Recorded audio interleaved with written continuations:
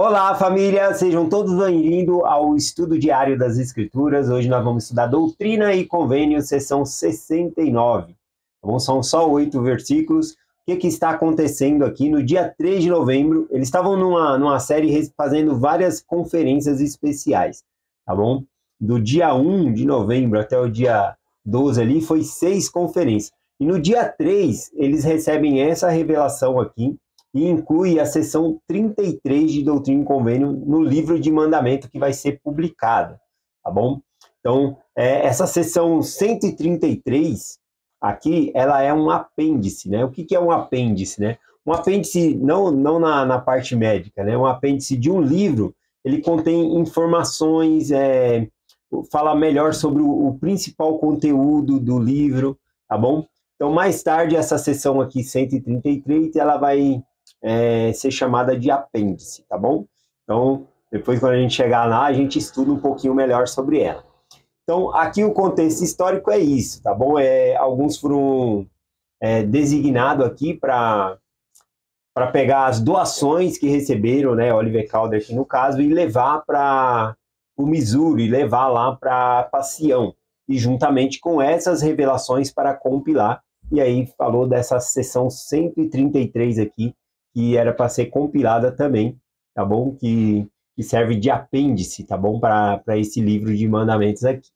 Então vamos lá aqui, do versículo 1 ao 2 aqui, a revelação diz assim: Escuta-me, diz o Senhor vosso Deus, para o bem de meu servo Oliver Cowdery, não é prudente que lhe seja confiado aos mandamentos e o dinheiro que ele levará para a terra de Sião, a não ser que vá com ele alguém que seja verdadeiro e fiel. Portanto, eu, o Senhor, desejo que meu servo John Whitner vá com meu servo Oliver Cowdery.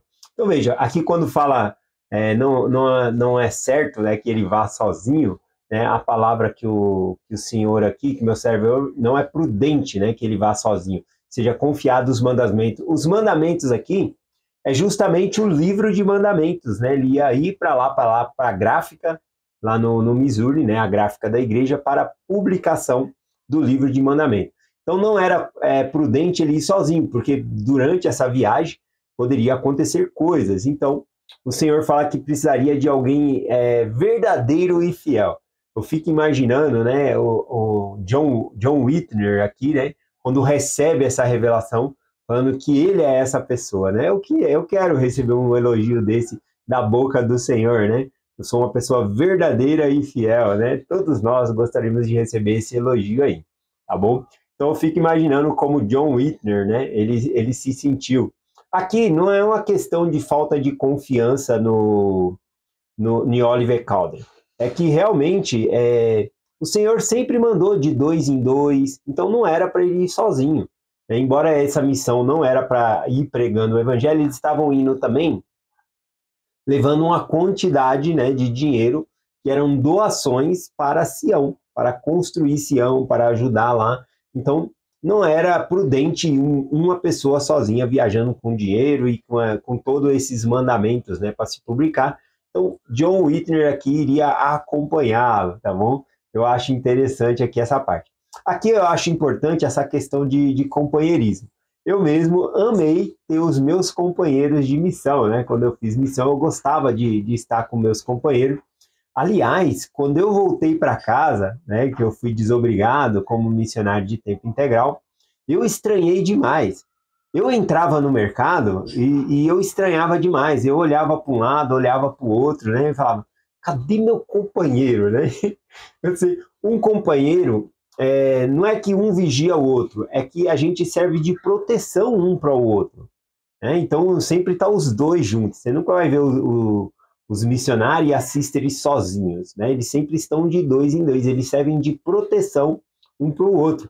Outra regra, né, do Senhor é que um deve prestar o testemunho, confirmar o testemunho do outro. Então quando eu ensinava uma lição missionária, quando eu finalizava um princípio, o meu companheiro ele prestava testemunho do princípio que foi ensinado, do mandamento que foi ensinado, e iniciava a parte dele na mensagem ali.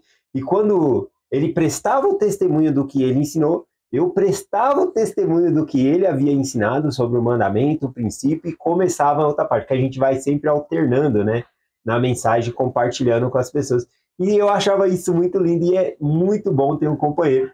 Por isso que quando eu cheguei em casa, eu fui no mercado ali, as primeiras semanas, eu ficava assim, cadê meu companheiro? Eu até, na verdade, eu sentia assim, desprotegido, né? Não era para sentir isso, mas eu acho que um companheiro protege muito o outro, tá bom?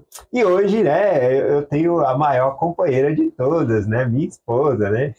Na época, quando eu voltei da missão, eu não estava casado, mas agora eu tenho uma companheira, e essa companheira é para a eternidade, né? Então, de todos os companheiros que eu tive, não estou falando mal de nenhum, mas a melhor companheira que eu tenho é a minha esposa, né? Então, é ótimo que possamos ter companheiros, porque na missão é um companheiro para aquele período, como você está de missionário de tempo integral, tá bom? Mas aqui é um companheirismo para a vida eterna, né? Eu acho difícil fazer essa jornada aqui sem minha esposa, tá bom? Então, mandar um forte abraço, um beijo na boca dela aí. Depois ela vai assistir esse vídeo aqui, tá bom? Então, ela é minha companheira. Aqui, falando a respeito do companheirismo, a gente viu aqui que Oliver Cowdery e John Whitner, né, seriam companheiros aqui nessa viagem. E depois vai ter mais instruções aqui. Mas já que falou de companheirismo, eu gosto muito de Eclesiastes, capítulo 4, a partir do versículo 9, que fala de companheirismo, mas também fala de marido e mulher, mas fala também dos filhos, de amigos, tá bom? Então, Eclesiastes fala em um contexto geral aqui de companheirismo, não somente marido e mulher, mas fala dos filhos e outros amigos que nós podemos ter. E aí cabe fazer a aplicação para nós. Vamos falar um pouco sobre esse companheirismo aqui, dito em Eclesiastes, capítulo 4, a partir do versículo 9, diz assim, ó: melhores são dois do que um, porque tem melhor paga o seu trabalho. Esse paga o seu trabalho aqui é mais bênçãos, tá bom? Dois fazendo junto são mais bênçãos. É isso que está significando aqui, né? Ele fala que é melhor em serem dois do que um. Ele continua: porque se um vier a cair, o outro levanta o seu companheiro. Mas ai do que estiver só, pois caindo não haverá outro que o levante. Verdade. Então, se um cai, o outro levanta, né? Assim como na missão, um companheiro serve de ajuda no outro. Eu não digo cair literalmente de tropeçar, mas apoio. Às vezes tem pessoas na missão que têm dificuldade, saudade de casa, e nós vamos conversando de todos esses assuntos, e um está ajudando o outro, levantando o outro, ajudando a ter mais fé, ensinando, vendo a maneira que o outro ensina, aplicando na vida, e a gente acaba crescendo, né? E aqui fala que o que está só, né, que decide por si só viver sozinho, quando cai, quem vai levantar ele? Né? A gente tem que viver em comunidade mesmo, devemos ter amigos, né, pessoas que nos rodeiam aí. Então aqui continua o versículo, né, em Eclesiastes, né? Porque se vierem a cair, um levanta o seu companheiro. Ai do que estiver só, pois caindo não haverá outro que o levante. Também, se dois dormirem juntos, aqui já é para casal, né? Eles se aquentarão, mas ai do que estiver só, né? Como se aquentará? Aqui é bem para casal mesmo, né? Nesse friozinho que está em São Paulo aqui, já é isso aqui mesmo. Versículo 12 aqui, Eclesiastes, capítulo 4, versículo 12. E se alguém lhe prevalecer contra um, os dois lhe resistirão. O cordão de 3 dobras não se quebra tão depressa. Então, se um resiste, se alguém vem contra, se nós somos dois, né? Por exemplo, aqui, colocar um exemplo de uma briga, né? Se uma pessoa vai brigar com 2 homens, aí é mais difícil, né? Porque por mais que os outros 2 homens não saibam lutar, se um agarrar ali, já era, né? O outro vai bater. Então, tem mais força. Os dois juntos têm mais força. Eu dei um péssimo exemplo aqui, né? De briga, né? Mas aqui parece questão de vir contra mesmo, né? Vou até ler de novo aqui, ó. Eclesiastes 4:12, ó. E se alguém prevalecer contra um, prevalecer é querer contender, né? Os dois lhe resistirão. E aí ele coloca aqui, o cordão de 3 dobras não se quebra facilmente. O cordão, né, podemos pegar um barbante e ele é fácil de rebentar. Se você fazer 2 dobras, ele fica mais resistente.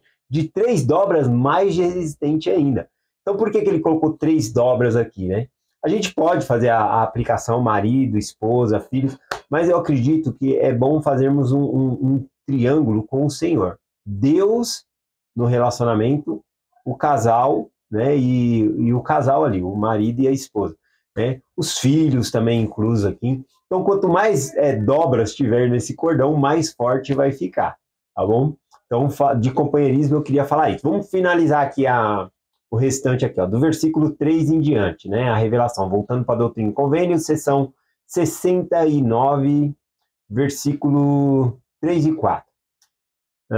E também que continue a escrever. Aqui está falando de Don Whitner, né? Ele seria companheiro de Oliver Cowdery, mas ainda ele tinha as funções que ele já tinha antes. Então o Senhor está falando, não estou te desobrigando das coisas que você tinha que fazer, né? Também que continue a escrever, registrar a história e todas as coisas importantes que eu obtiver e souber referente à minha igreja. E também que receba conselhos e auxílios de meu servo Oliver Cowdery e outros. Aqui, né, eu gosto muito de estar com a liderança da igreja, eu aprendo muito com o meu presidente da estaca, com os conselheiros, eu gosto de estar com eles, receber treinamento, instrução. Esse é um tempo sagrado, até na sacramental, ouvir discursos, né? A gente tem que valorizar esse tempo com a liderança, absorver o máximo que nós podemos. E aqui nós vimos, né, que é falado para John, aproveita, né, que você está com o Oliver Cowdery, né, para que você busque conselho não só dele, mas de outros. Então é um tempo oportuno aí para se aproximar da liderança. Versículos 5 e 6 diz assim: e também meus servos que estão no exterior deverão enviar o relatório de suas mordomias à terra de Sião, pois a terra de Sião será um centro e um lugar para receber e fazer todas essas coisas. Esse relatório aqui, né, eram doações também que haviam recebido, que era para levar para Sião. Versículo 7, contudo que meu servo John Whitmer viaje muitas vezes de lugar em lugar, de igreja em igreja, para que mais facilmente obtenha conhecimento. Então veja que o próprio processo que está falando aqui, que ele vai de igreja em igreja ensinar, de cidade em cidade, isso vai fazer com que ele obtenha conhecimento.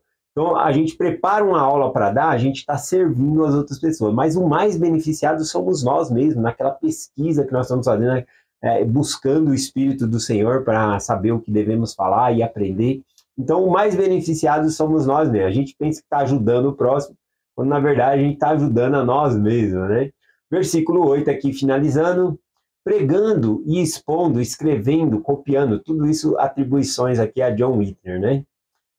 E selecionando e obtendo todas as coisas que serão para o bem da igreja e para gerações vindouras, para que crescerão na terra de Sião, para possuí-las de geração em geração para todos sempre. Amém. Né? Então, fazendo esses trabalhos, nós estamos nos preparando para uma pátria ainda maior, o reino celestial, onde a gente vai viver de geração em geração, não vai haver fim, tá bom? Então é uma aplicação aqui que nós podemos fazer. Gratidão por hoje estarmos juntos estudando novamente as Escrituras, tá bom? E amanhã estaremos de novo aqui, tá bom? Compartilhando e estudando as Escrituras juntos. Gratidão pelo tempo que vocês reservam para nós estudarmos juntos. Gratidão mesmo. É essa mensagem que nós compartilhamos em nome de Jesus Cristo. Amém. Até amanhã.